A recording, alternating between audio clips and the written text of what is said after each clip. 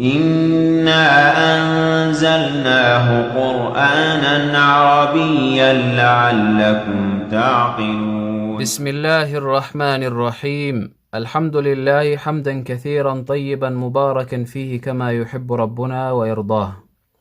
This is lesson 5 of phase 2 in the series The Basics of Arabic Reading and Writing.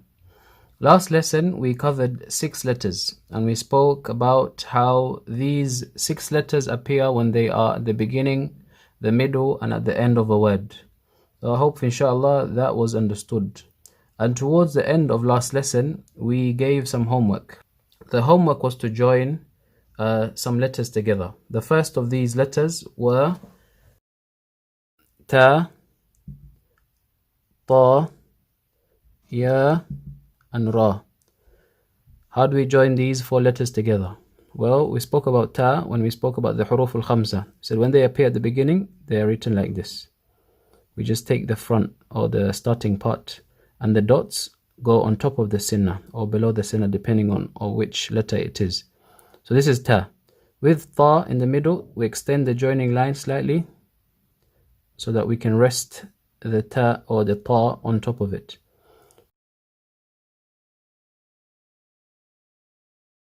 So that's Ta, Ta. Now Ya, here is from the huruf al-khamsa. When it comes in the middle, we said it comes like this. The dots are going to come under the sinna. And then Ra at the end, you can do this.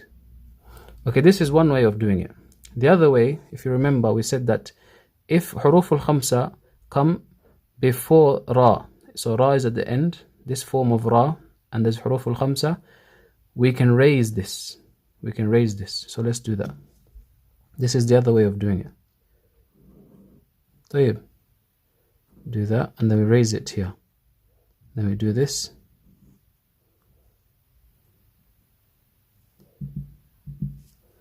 This is the other way of doing it.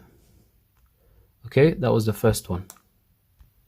The second one was to join these letters. Sin, Ya, Ra, form number 2. So this one. Waw and Aleph. Okay, Sin, Ya, Ra, Waw, Aleph. How do we do that?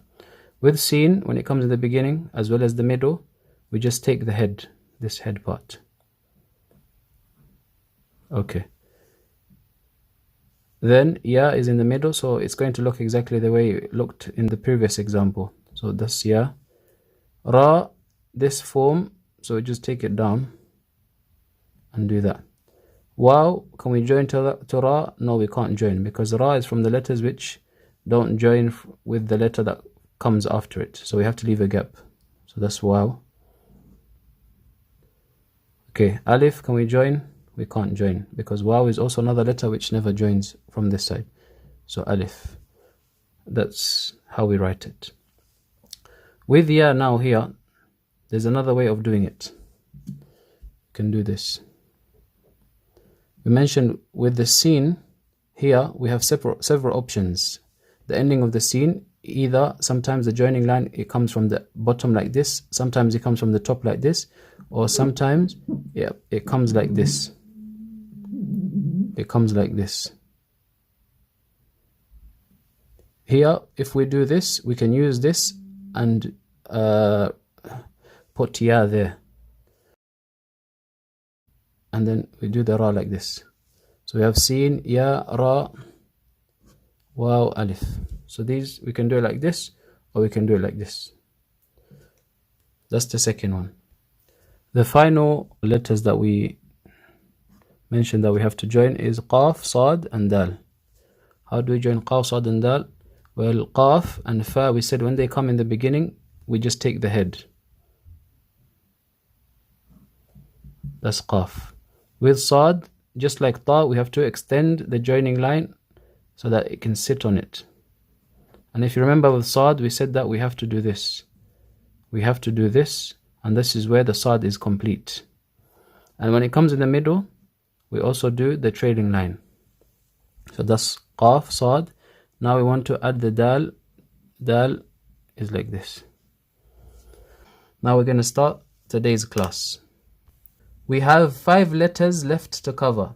So in today's class, we are going to cover the remaining 5 letters. The first of these 5 letters that we're going to cover today is kaf. Kaf, when it's written individually, is written like this. So we have the hilya, and then it comes down, and then we do this. And it's not closed. Kaf, when it's written individually, is written like this, and it's not closed. Then we have the shara. The shara, which looks like an S. Or the starting part of the ya. Remember the ya, it looks like this, and then we finish it off like that. This is how the shara should look like, this thing. Shouldn't look like a Hamza. Okay, this is a kaf when it's written individually. As for kaf, when it's written at the beginning of a word, then we have 2 forms. Form number 1 is like this. It looks like a dal. It looks like a dal, but the top part is slightly longer. So this is kaf. Then we finish it off with this. This is one way of writing kaf when it comes in the beginning.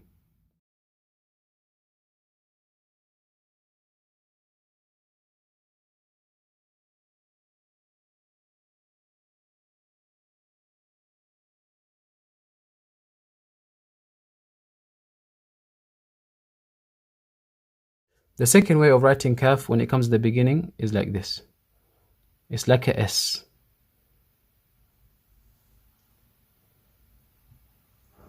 It looks something like this. طيب.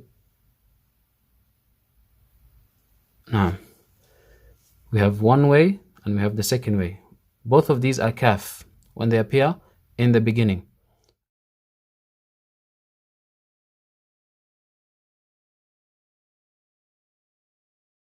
And the same when they appear in the middle. When they appear in the middle, you can use the same forms.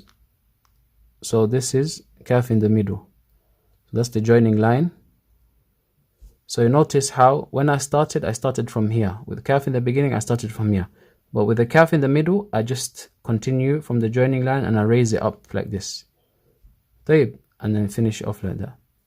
And then you go up, then you come down like halfway, and then you split.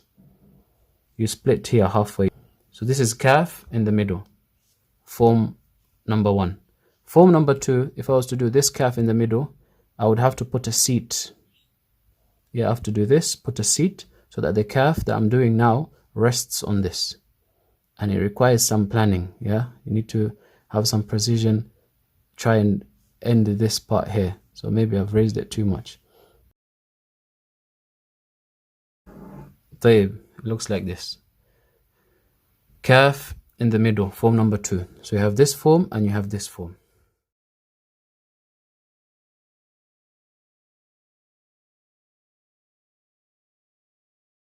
Okay, kaf in the end now is going to have one form, which looks like this, except that it's going to be closed. Kaf in the end now. That's the joining line. I raise it, and then I come down, and then I close. This is kaf when it's written at the end, when it's joined, and it looks like this. It looks like this where it's closed at the end. And here as well, it's going to look exactly the same. It only has one form, kaf, when it's at the end, and it looks like this.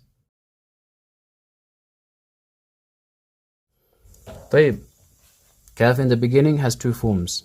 Kaf in the middle has 2 forms. Kaf in the end has 1 form. The other thing is, notice how when the kaf is written by itself, it has the hilya, this hilya decoration. But when it's joined, it doesn't have the hilya. When the kaf is joined, we don't write the hilya. Okay, bear this in mind. So for the homework, we need to do 1 row of this form, 1 row of this form, 1 row of this form, and 1 row of this form. So this is the first letter. Okay, the next letter that we're taking today is lam. When lam comes at the beginning of a word, it has a hilya, as we mentioned. It's a high-rise letter, and it's also a drop-down letter, so it goes slightly under the line. It goes slightly under the line. So it's written like this when it's written by itself. As for when lam comes in the beginning of a word, then it doesn't go under the line, it stays on top of the line. It has the hilya. When it comes to the beginning, it has the hilya. طيب. We have the hilya, and it goes down, and it has this line. This is lam in the beginning. Lam in the middle now is going to look exactly the same, except that we go up now. Instead of starting from the top, we start from the bottom and go up. We go down, and then split, and then we finish the lam. So we can join another letter. When lam comes in the middle, and it comes in the end, and it's joined, it doesn't have the hilya. It doesn't have the hilya. Only when it's written individually, or it comes at the beginning of a word, the hilya is here. So all of the decorated letters that we mentioned, they don't have the hilya. They only have the hilya when they are written individually, or when they appear at the beginning of the word, except for ta and dha. With ta and dha, the alif for ta and dha, it always has that hilya on top. Let me do it here. So ta and dha, this hilya that it has will always be there. Ta and dha. And the same for lam alif. When lam alif comes, it has this hilya, and the same for the alif. Yeah? The hilya will always be there. These are the only two decorated letters that will always have the hilya wherever they appear. But the other decorated letters, they only have it when they're written individually, or when they come at the beginning of the word. When they come at the beginning of the word. So there's nothing before it. But if they're joined and there's something before it, then the hilya is not going to be present. So this is lam in the middle. Lam in the end now is going to be written how it's written individually. So we bring the joining line, we go up, so there's no hilya, and then we go down. It's going to look like this. Okay, now there's some special rules or things that we're going to mention which is important for you to bear in mind. So we mentioned here that lam has this joining line. Sometimes the joining line is not present. So you might find lam in the beginning, it looks like this, just a straight line. Just a straight line like this. This is very important to bear in mind. You might find that lam is written just like a straight line. When is this? This is sometimes when it's joined to a meme that looks like this. You might find a meme that looks like this. This thing here, this is the meme. So the point here is that lam can be written as a straight line without this joining line here. So it goes straight down, and then here the meme joins. Sometimes you might find it with ha like this. So we have lam and then ha, this type of ha comes. So this is lam and ha, not alif. This is not alif. If ever you see a letter which looks like an alif connected to the following letter, then know that it's not an alif. Instead, it's a lam, lam. So this is lam, meme. This is lam, ha. Okay, this is point number one that we need to bear in mind, that sometimes lam is written like a straight line, and this extension here is not there. So the letter after it comes straight under it. There's no extension for it to join onto. طيب, that's point number one. Point number two is, we mentioned here that when lam is joined in the beginning, in the middle, it stays on top of the line. So you can see here it stays on top of the line. Only at the end it goes under the line. طيب, with naskh, there's times where the lam is in the middle, but it goes under the line slightly. It goes under the line slightly. And that's when it's followed by three letters. So, for example, you find in the Quran, Allah subhanahu wa ta'ala says, Maliki. But in the Quran, it's written, the alif is written like this. Okay. When lam is in the middle and it's followed by kaf at the end, the kaf that we took, this one, if it's followed by this kaf, the lam goes under the line slightly like this. Okay? You will see that the lam goes under the line slightly when it's in the middle. The other time this happens is when it's followed by dal. So this is lam in the middle now. So I'm doing the lam in the middle. I'm going to make it go down past the line slightly, and then I'm going to join it to the dal. You'll find this. also. And also the ha that comes at the end. This ha that comes at the end. 3 times where the lam, even though it's in the middle, instead of staying on the line, it goes slightly under the line. It's written slightly under the line. When it comes with kaf, when it comes with dal, and when it comes with this ha at the end. The final thing with regards to lam that I wanted to mention is that sometimes the lam, instead of being written straight, it's written like this. Instead of being written straight, it's written slanted like this. It appears like this. When does it come like this? It comes like this with only 2 letters. Only with 2 letters. What's the first letter? The first letter is Aleph. So this is lam. If I want to join Aleph to it, I do this. Okay? Obviously the lam, the Aleph is going to have a hilya. And this is lam Aleph. The lam, and this is Aleph. So the first letter that joins onto lam when it's written like this is Aleph. The second letter is Jim. And when we say Jim, it includes Ha and Kha. So we do this. And then you find that it looks like this sometimes. Okay, so this is our second letter. The homework is going to be to do 1 row of this. 1 row of lam joined like this. Lam in the beginning, lam in the middle, lam in the end. Okay, our third letter is Mim. Mim, when it's written individually, it has 2 forms. As we mentioned, in phase 1, it has 2 forms. Form number 1 looks like this. Yeah, you go like this, and then it has that. Form number 2 looks like this. Those are the 2 forms. Okay, when meme comes in the beginning, it can come in 2 forms. The most common form is it looks like this. So we go up, down, close it, and then do the extension line. This is the most common form. The other form is it looks like a dot. It looks like a dot like this. You might see meme appearing like this with the extension line like this.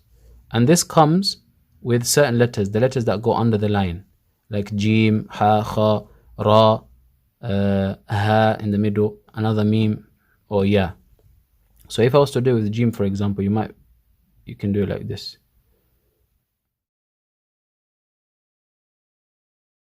Okay, meme and meme. You can do it like this. Okay, meme in the middle now. Meme in the middle can appear in 3 different ways. This is the first way. So notice how we come from here, we go up, and then we close it like this. We come from here, go up, and then do this. And then continue on like that. That's meme in the middle, form number 1. We can do it like this. Another way that the meme appears sometimes in the middle is like this. And this is usually colored in. You'll find it that it's dark, it's black, it's colored in. It comes like this. So you saw that I go up here, and then I do this shape. This shape. So I come from here, do that shape, and then continue. So here, do that shape, and then continue. Meme can appear like this in the middle sometimes. And sometimes meme in the middle can appear like this. It comes like this in the middle sometimes, yeah? This is a meme. Okay? Or maybe like this.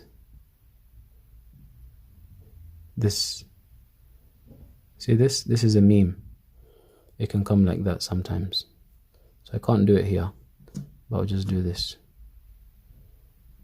I'll do this. Okay.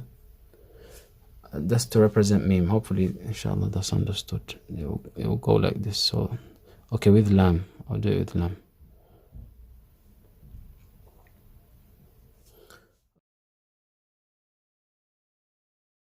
Okay, that's meme. So in the middle, it has these three forms. This is the most common one. This is the one that you have to be familiar with as a beginner, because this is the one that you're going to use the most.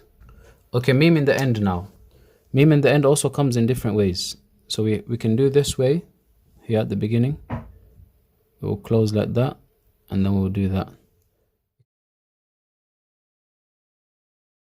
It can come like this. It can also come like this.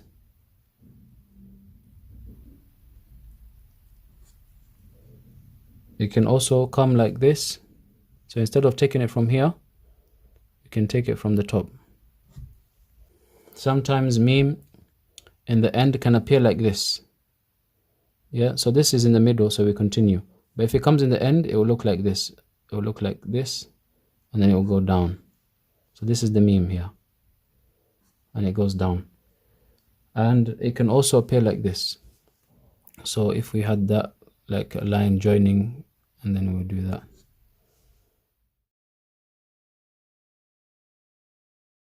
It can also appear like this. So you have different ways. This being the main one. The main one is this. Okay, for homework, I want you to do this meme, and this meme. So like this.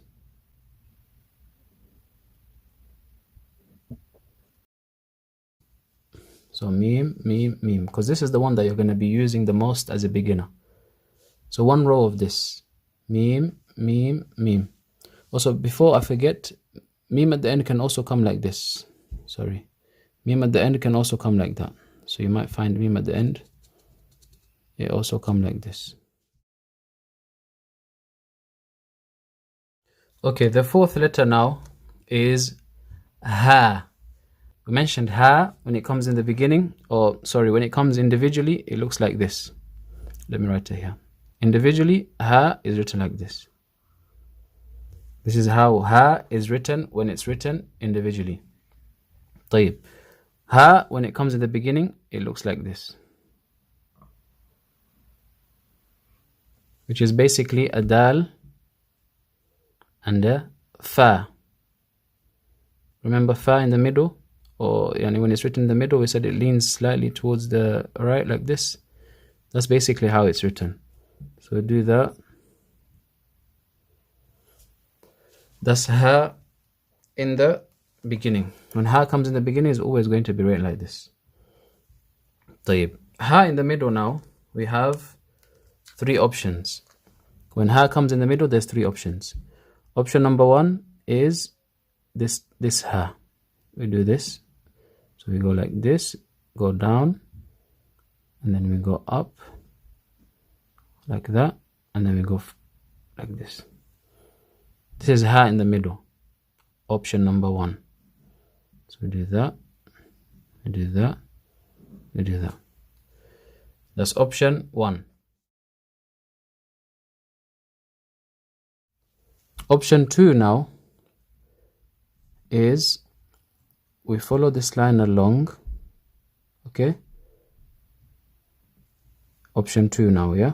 Follow this line along, and then we do this. So you see, so I went like this, and then I went here. And see this line here slightly, there's a slight part here of that line that I did here. It sticks out slightly when I go up. Okay. And then I do this. I go around like this. And then I do this. Hopefully you understood. Let me do that again. I go here, I stop. Then I go around like this. I go up. And I go and I finish like that.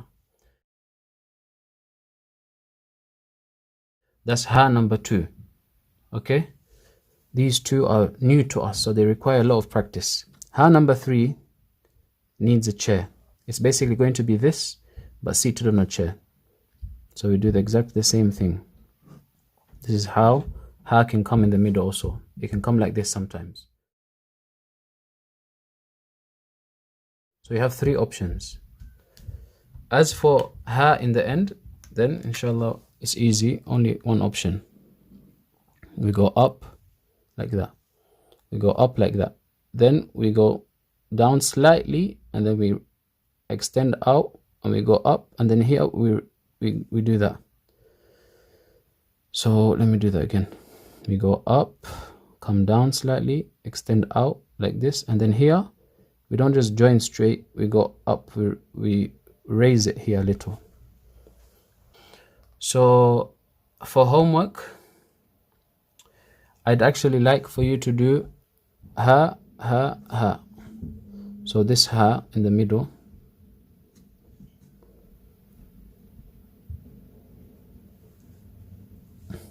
so one row of this, and then one row of this.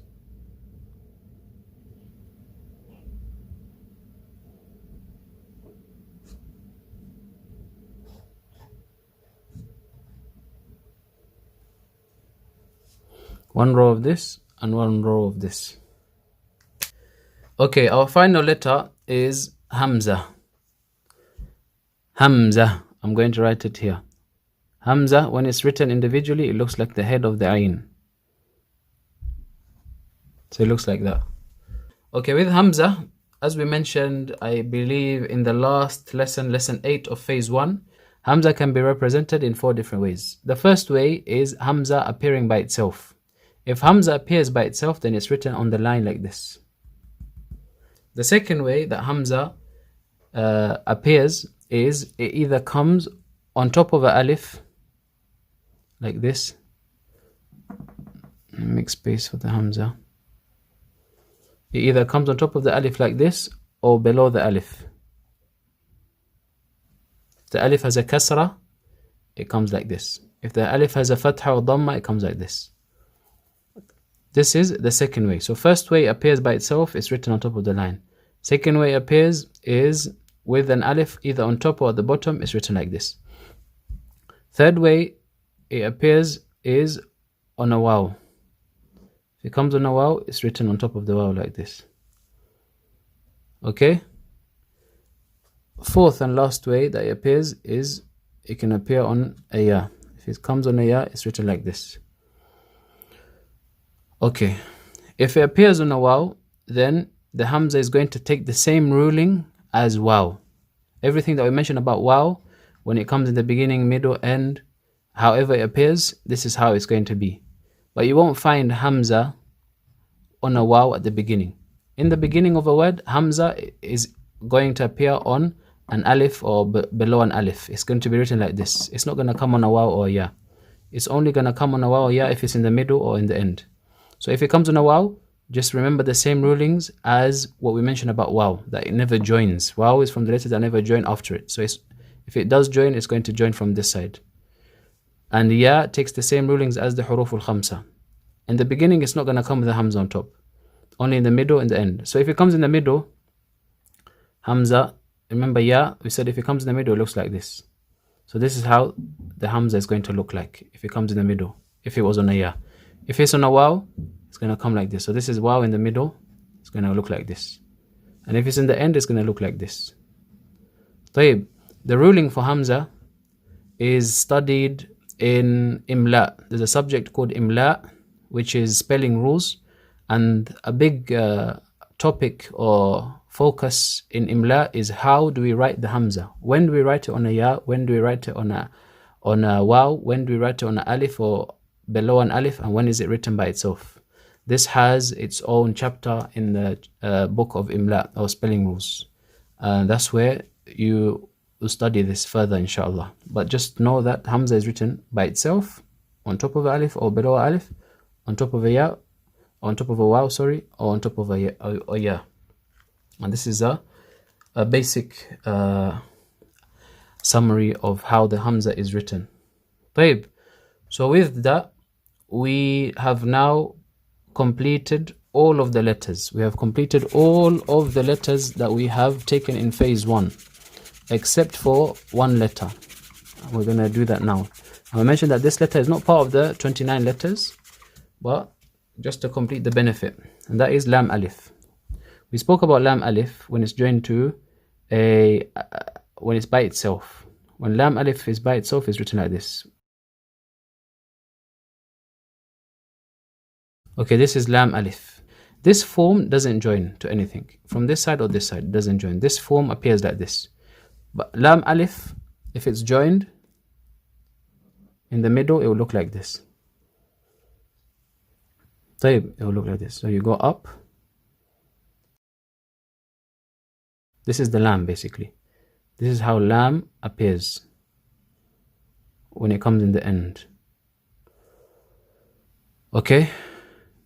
Yeah, we didn't mention this when we were speaking about the lam. So alhamdulillah, we mention it now. So sometimes lam can look like this. When does it look like this? If it's joined to an alif. So the alif would look like this here. It has the hilya, and then it will look like this. Alif appears like this.